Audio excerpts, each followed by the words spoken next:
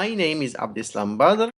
I was born in Casablanca in Morocco, and I work at Mohammed 5 University, and I'm a social scientist. What are your main research topics? Currently, I'm working on women, youth, and migration policy developments. Why are you so passionate about these topics? And why not? Yes, for example.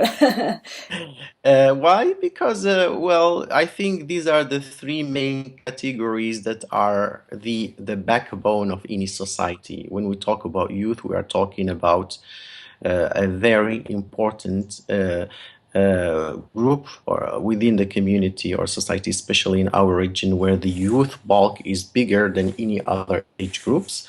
We talk about women because I think women is like half of the society. And migrant, as you can see, all the political and economic changes and challenges around the world nowadays between Europe and the Middle East are because of the influx of migration and refugees, and that would destabilize the region, or also it could contribute in prevailing peace if the question of migration is managed in a human and fair and beneficial manner, I guess. What are the big issues that you want to address? There are various issues, and for example, I'd like to see how, for example, research-based and like fact-based finding could be translated into policies that could target directly the livelihood of women, of youth, and migrants, not only on paper but in real life. How could we help this become a reality? Um, this is a very complex question in the sense that it entails different stakeholders. It's not a question that like the researcher is going to solve by themselves, and it's not something that only politicians can solve by themselves. Of course, they can use it as slogans for political campaigns and electoral campaigns, but trust me, alone by themselves, they will not be able to solve it because it's complex and challenging. It needs the synchronizing of the efforts of policymakers, researchers, civil society, media, school, education system, and the people themselves. Perhaps it's a difficult question or an impossible question, but there is one example of one idea for that you would suggest for changing the situation of women, or of youth, or of migration, or what would you suggest for? For each group, there are like different challenges. At some point, they intersect. They cross like the along the spectrum. But like for each group, there are different problems, and for each region of each group, there are specific and general problems. If we talk about the youth in the Arab region, one of the very simple solution I suggest is involve them in because like now in the Arab region, in the MENA region, we are talking about building up democracy, or like democratizing the institutions and society. And like, so now when you talk to politicians, they tell you, okay, we are in a democratization process. So that's one suggestion, is including young people in the debate over the democratization of institution, democratization of the society and public sphere. Women in my region, in the Middle East and North Africa, women, when you look at papers and documents, of course, all the documents are talking about empowering women, even like going toward an egalitarian kind of approach toward women in economy and politics. But reality says something totally different. Okay, so one of the things that we can do, and very simple thing, to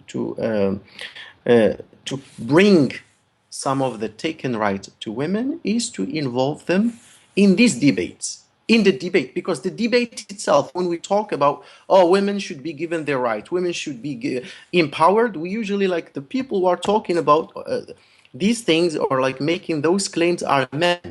Let women express their needs and what do they need and what they want and what they don't want. Also, again, it's a question of integration, it's a question of inclusion. Migrant development, for example. In Morocco, in the past, Morocco used to be an exporter of migrants toward Europe. Okay, it was a country from which a lot of Moroccans would migrate to Europe and North America, whether legally or illegally. And then Morocco has become a transit country for sub-Saharan migrants. And nowadays we are talking about Morocco as a host of sub-Saharan migrants. So see the three phases Morocco has been through. It moved from exporting migrant to transiting migrant to hosting migrant. The people who are working in the field of migrant management in Morocco are not well trained.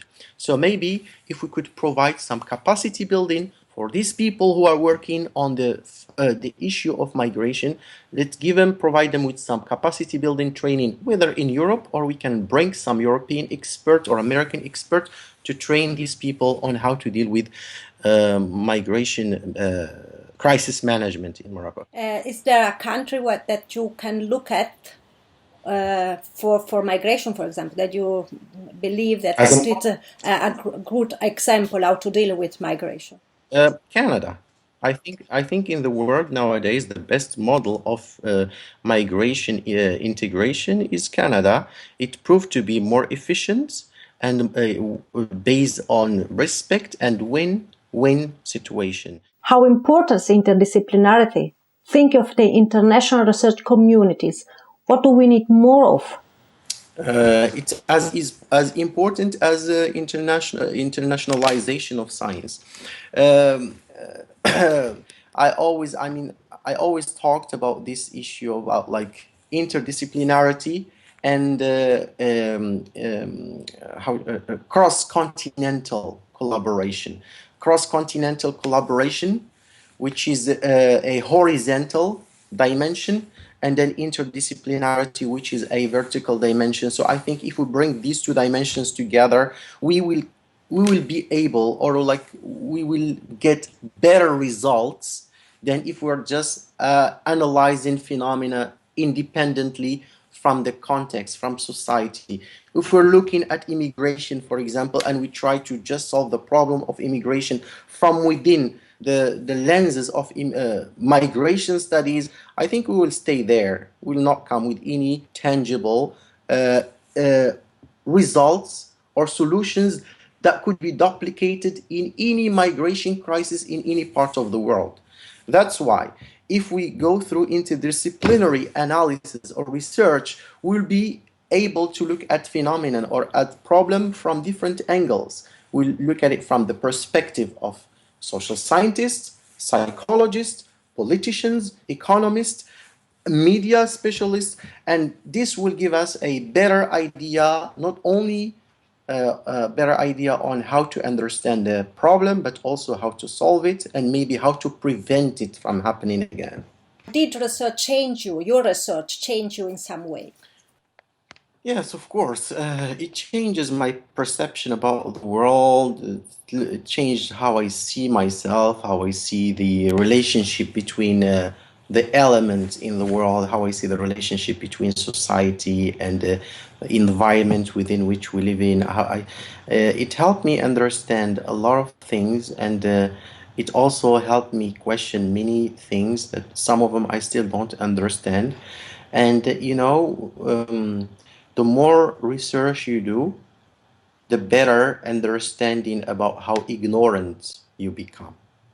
You just understand how much, because each time you discover something, you just discover how much you still don't know. So doing research is just a quest of the size of your ignorance, I guess. What kind of society do you dream of?